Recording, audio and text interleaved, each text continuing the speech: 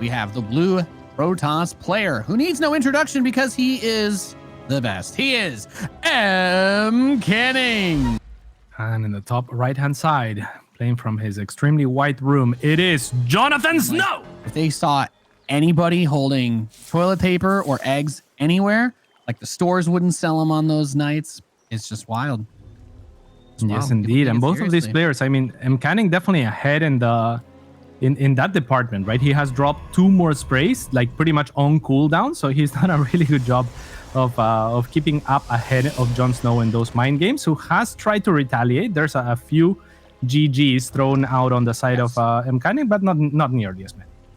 Yes, and you know, I understand that there are many of those Zergs out there who think that I'm not on their side for whatever reason, but I will happily let you know and point out that JhonSnow used, as I was saying, you can actually spray with your overlords. Zergs, you have such a high skill ceiling for your memeing, for your shenaniganery. Okay, there are so many silly things that you could do with the ability to spray from an overlord. Please, you guys gotta take advantage of this blessing that you've been given a little bit more, okay? Oh, that's all I want to say. Looks great. Great creep tuber snipe. Somehow does not lose the adept. And there's the void ray. So, cats, yesterday, I assume that because JhonSnow is not as good as Scarlet. No offense, I'm just gonna say that.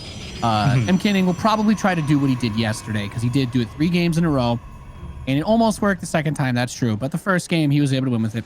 He went 1 void ray, took a pretty quick 3rd base, and then, without really doing a whole lot else, dropped 2 Stargates and a fleet beacon. Like very... What? Yeah. Like he would just go pretty much straight there. Like +1 air weapons right after Warp Gate was done, that sort of thing. And he started Twilight Council this game. So I think his expectation is that JhonSnow might just do like a 2.5 base or somewhat saturated 3rd base, Hydra push or something of that, like that. But... I was like, I do wonder if that's what we're going to see in this series, or if it's going to happen at least once, because Scarlet obviously adjusted after the first game and was able to take home the second 2 in a row, right? Yes, indeed. I think that MCanning has obviously looked at that situation and thought, okay, if I open 1 void ray, certainly JhonSnow has been looking at what I did against Scarlet. So maybe JhonSnow is going to look to punish this with some sort of timing attack, and maybe that is where MCanning's different transition with the extra gateways, and in this case with the resonating glaives, can start paying off, right? So he's kind of playing a super long series from yesterday's information, and I really like it for the can. Yeah, I think this is a good adjustment to make. He's giving himself something else that he can use to obviously put on pressure, defend possibly if necessary, but most importantly, it's not the same thing. It's not the same exact look from before. And this is a Nidus going up for JhonSnow. And he did try to bust out the Nidus play in his series yesterday. I think he was playing against Future. It did not go very well for him, but he tried to do a little bit of a Nidus rush. It got shut down by some Marines and a tank. Now Adepts, with glaives and the attack speed, I think they can chew a worm down, but they need to be there. And this is what makes me a little bit nervous, cats, because the Adepts, they're crossing the halfway point on the map, and JhonSnow's Ling just saw that too. Yeah, and that's the Ling that's most likely to drop the Nidus on location. There it stopped already. Now the Adepts need to do some damage. There are already Roaches here in play for JhonSnow. I almost called him for JhonSnow. And he is dropping the Nidus. So as soon as he can deal with these Adepts on the defense, he will surely go on offense. And I'm not sure that MCanning's going to be ready for it. Yeah, this the Adepts not really able to find much purchase or do anything, and ZvP explodes outside of the natural expansion. JhonSnow getting ready to lay siege to this. The Adepts were recalled, so it's not that there's nothing here, but the question now becomes, is there enough to defend here as Ravagers will start to morph? And that Void Rays do not have armor by default, so they take that damage pretty quickly from these Queens. And they are not necessarily going to be great at defending against this. That first one immediately dies. Oh, which it's just hard. It's hard. That 3rd base is also just completely screwed here too. Yeah, here's where JhonSnow can do anything. He's already dropping or making drones, right? Anticipating, okay, your army is big, but it's stuck behind this wall. JhonSnow still has this wall to take for free. MCanning can never really leave his base before the wall is taken down because it's such a narrow choke that, you know, JhonSnow would just kill unit by unit so fast. And I think this is the perfect situation for JhonSnow to kind of just take a fourth. He's doing everything that he needs to be doing, adding 10 drones, adding a Spire, so looking for that transition. A very similar setup to what we saw from a laser earlier in the European part of things. Yeah, well, we had this discussion, right, about getting the things done back home while the Nidus does the contain, whether or not it was enough damage. I mean, killing the third base has to be really nice, right? Getting the cybernetics core, you're preventing him from even being able to get upgrades if he had wanted those for air units. And there is a Phoenix that starts as this third base gets rebuilt, but MCanning seems like he's kind of been set adrift, right? He needs to correct course, he needs to raise his sails and try to find some wind to push him forward, because right now, treading water is not going to be enough to come back in this game after JhonSnow takes this fourth and drones up all of his bases on the back of that Nidus attack. Yes, indeed. And Muta are going to be so difficult to deal with because, I mean, it looks like MCanning has caught wind of it at least, because there is a Phoenix in production and also cannons and mineral lines. But even then, it's going to be very difficult to defend against Mutas just poking and killing a little bit here and a little bit there. They'll also be very good against any sort of War Prism gameplay, even though MCanning is, to his own admission, known to forget that unit sometimes in favor of making too many or more disruptors, right? He really values the robo production time for those heavy tech units, and it's difficult to blame him because he's so far behind. He has to make something happen soon, Nate, like you were saying. Yeah, we have the Mutalisks coming out, and while we were talking about those Phoenix that were being added, it's just such a piecemeal solution, right? If you try to build the counter to everything, then you'll die to anything, right? Is one of the things that we say when we talk to people about, well, can you just build the counter to every single unit and then never lose? Well, if that was the case, then StarCraft would be a pretty awful game, and no one would care about this, and no one would want to watch it, because what makes it good is that there's a lot of different ways that you can solve a puzzle. And right now, MCanning does not really have anything to target the fact that JhonSnow is just running away economically. He's eating the map, and this third base finally up and running, but there's not too much to back it up. And a fleet beacon is starting while corruptors are in production. That one's making me a little bit nervous here, Paolo. Yes, indeed. I mean, a successful defense of the first bunch of Muta with those 3 Phoenix and the setup with the cannons. So that is some breathing room for MCanning, but he was reset so far back. And yeah, he is going for that carrier transition, presumably.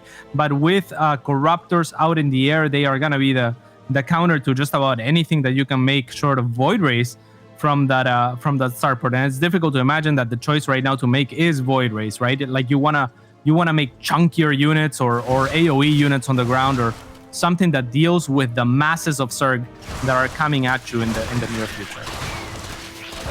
Yeah, starts up the Phoenix range, but I'm not sure if this is a misread that he's expecting it to be like a tremendous amount of Mutalisks as the commitment. Ooh.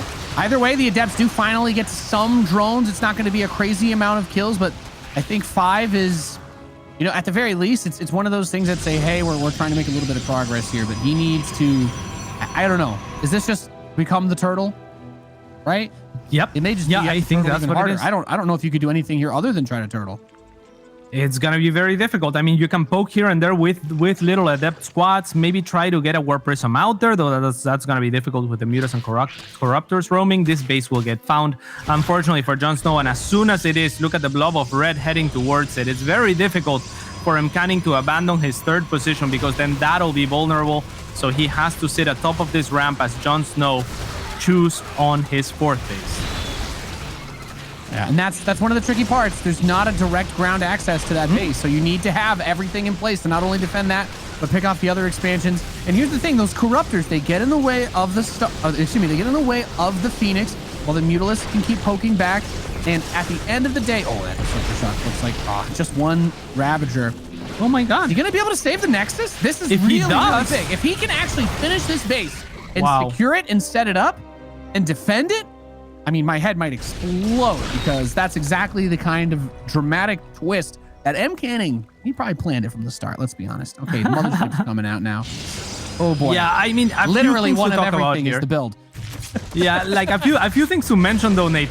I think for the side of JhonSnow, he was preemptively making Corruptors. We pointed to this, but he only made 3 and then he stopped, right? So MCanning reaches this point where he actually has enough Phoenix to easily batter down 3 Corruptors, because that's not too many, and they are bullying the Mutas, especially with the extra range. And another mistake I think that JhonSnow just made was not shoving enough units into that 4th base to guarantee the kill.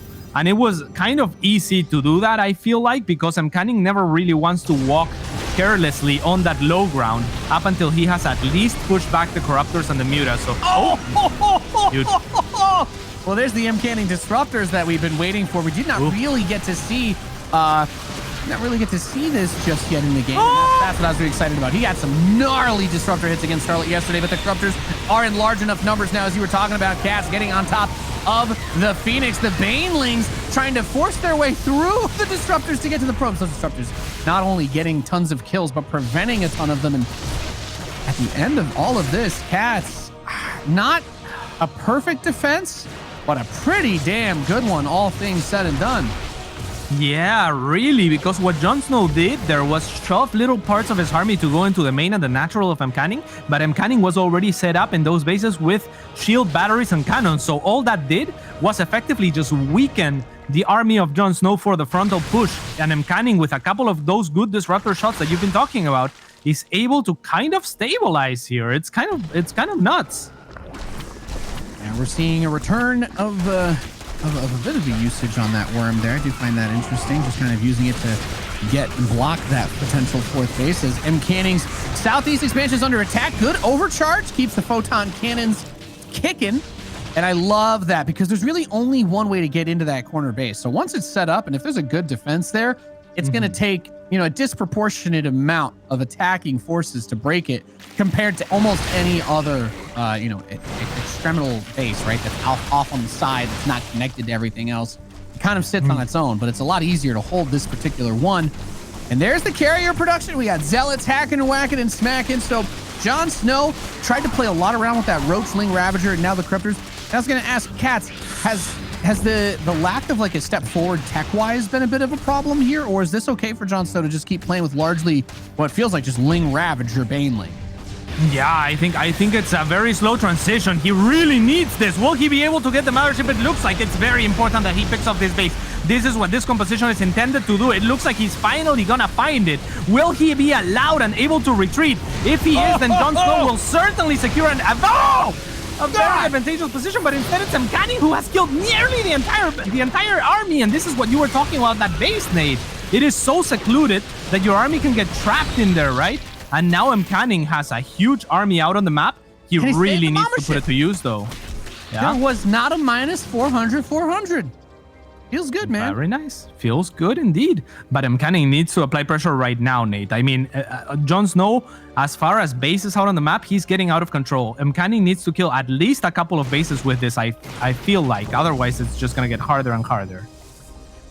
Yeah, losing the 4th, I think, is still almost game-losing for him because the economy is completely gone. These Corruptors find a poor carrier out on his own, and that is, well, that's an inexcusable loss, and it's unfortunate that it happens, but MCanning's going to clear out that northeast base. He does have a few disruptors and a dream, which, as we know, can make anything possible. Oh, this Banelings, though. Try to find a center mass. Disruptors go out.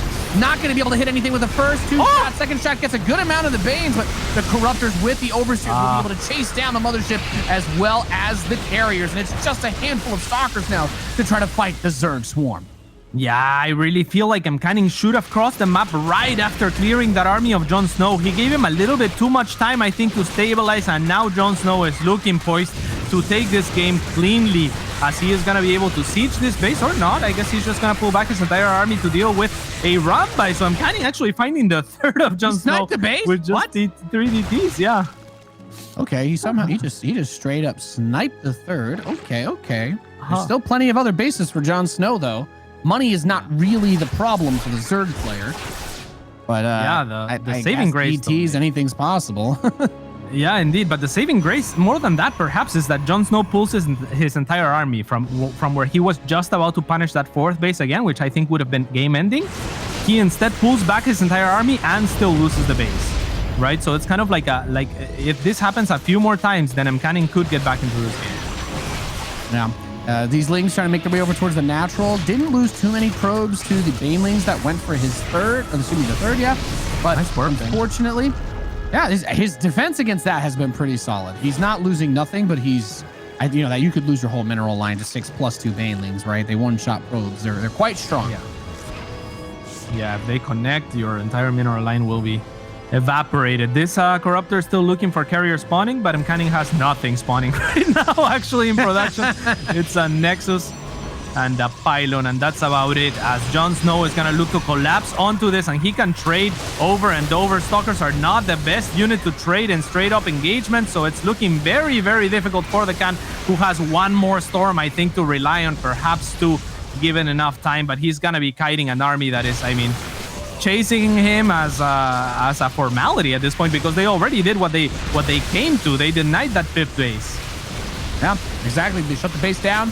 They're going to kill everything else that's left of this army. And I think that's going to mostly do it for this first game. If MCanning wants to stay in and slug it out still, I completely get it. But this it's 100 supply discrepancy now. JhonSnow has taken almost every single base on his side of the map. MCanning, while he did finally secure that 4th, it came at such a time that the income is still not really there, because the main is completely mined out. The natural is, yeah, about completely mined out.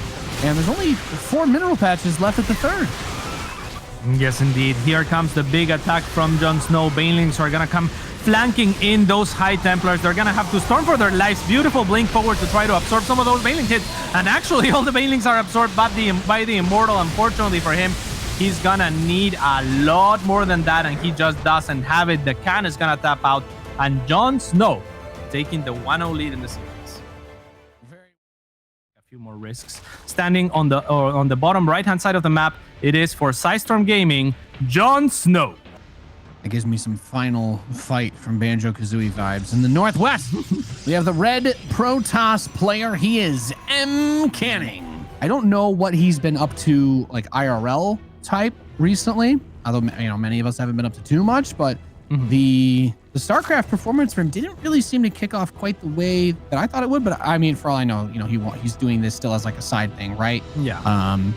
Yeah, I think that's the case for a lot of North American players, and we were talking a little bit about this. But yeah, a lot of younger North American players have to rely on and getting earlier jobs and internships, and that kind of thing is just much more common. And there's like less of a social structure to fall back on. So a lot of these guys do this part-time, and JhonSnow is definitely one of those.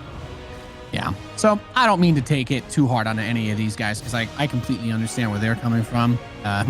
Being a self-employed person myself, Katz, and I assume you somewhat as well, if you would describe yourself in such a manner. We out here. We out here. MCanning with the Stargate again. Not super surprising.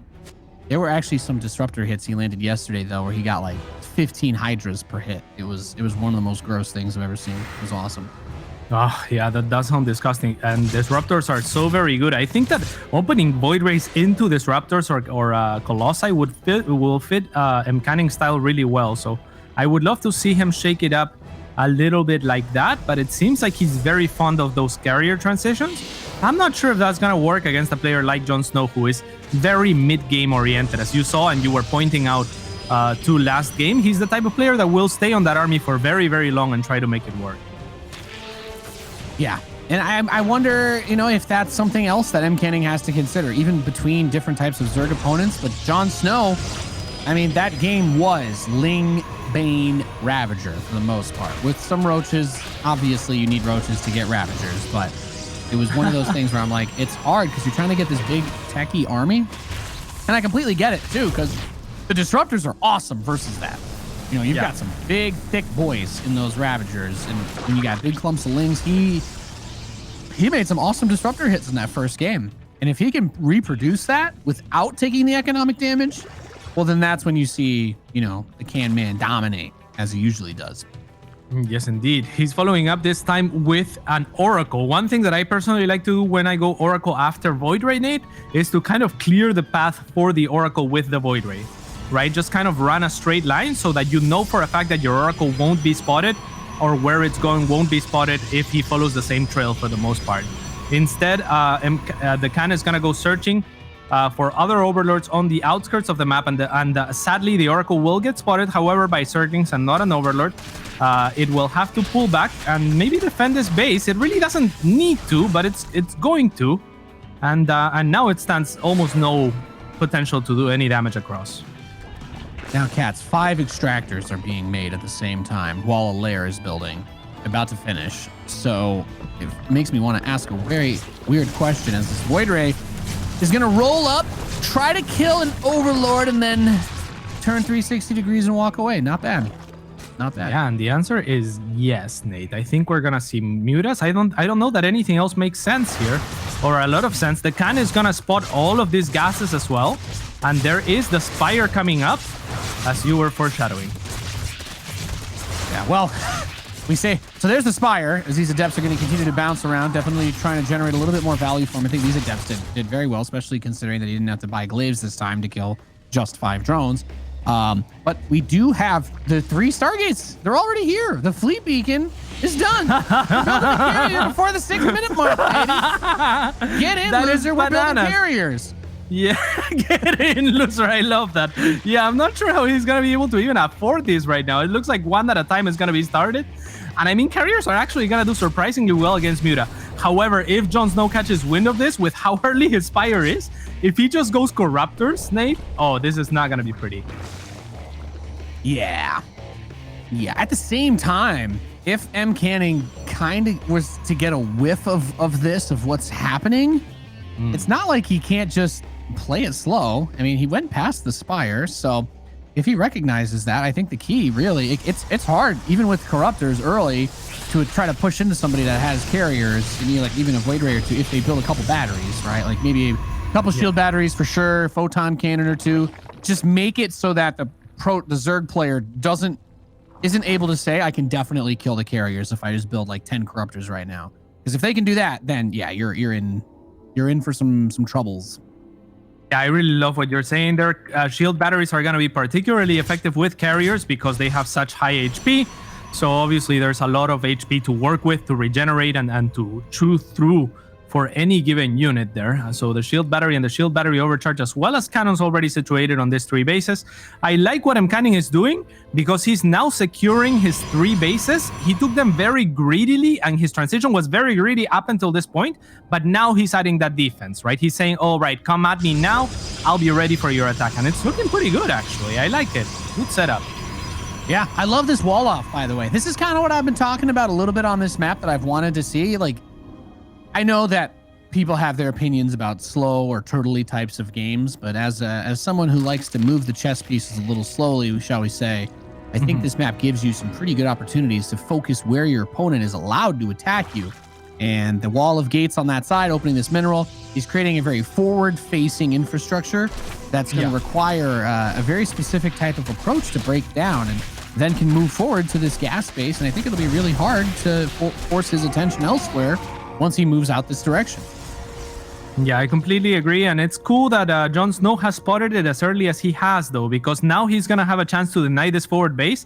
And the one thing that MCanning, of course, gives up with this wall-off is that low ground fourth, which otherwise is maybe the most common fourth. And it's got a narrow path following to it, right? It's not really a wide open base, so it's not a bad base for Protoss. This base now, this is what I was talking about. JhonSnow knows about it. He can now kind of make work of this more open space. Yeah, and this is the hard part, because engaging into that is very risky. If you lose your interceptors, you pretty much lose the game here. So you need to make sure that you don't actually force that big fight just yet until you have your cannons, until you have your batteries. Oh, well, that's huge. Stasis Ward's going to eat a bunch of the Hydras. That's going to open the door in a big, big way. The Queens have yet to actually join this force. And with that, going to buy a little bit more time for MCanning to situate some of this infrastructure, getting another stasis trap placed. This is really, really important for him to kill those Hydras as they come back, because if everything gets to fight together, it does become a little bit more tricky for the Protoss player. JhonSnow did bring those Queens forward, Cats, but man, oh man, there's only 7 interceptors left for MCanning. Yeah, this is a problem. I mean, it's such an uncharacteristic attack by JhonSnow. It's still not all said and done. I'm not sure who will get the better trade here. I would love to see a battery overcharge if it is available. It must be, but it's not gonna happen. And now it's JhonSnow continuing to push on forward. And the problem for MCanning, Nate, is that he made so many Void Rays, I think anticipating that Corruptors would be the scariest thing that he was gonna be dealing with. And Void Rays are just awful against Hydras. Yeah, Void Rays are one of the worst units that you can build in StarCraft unless you're against a very specific situation that favors them. Unfortunately, JhonSnow was able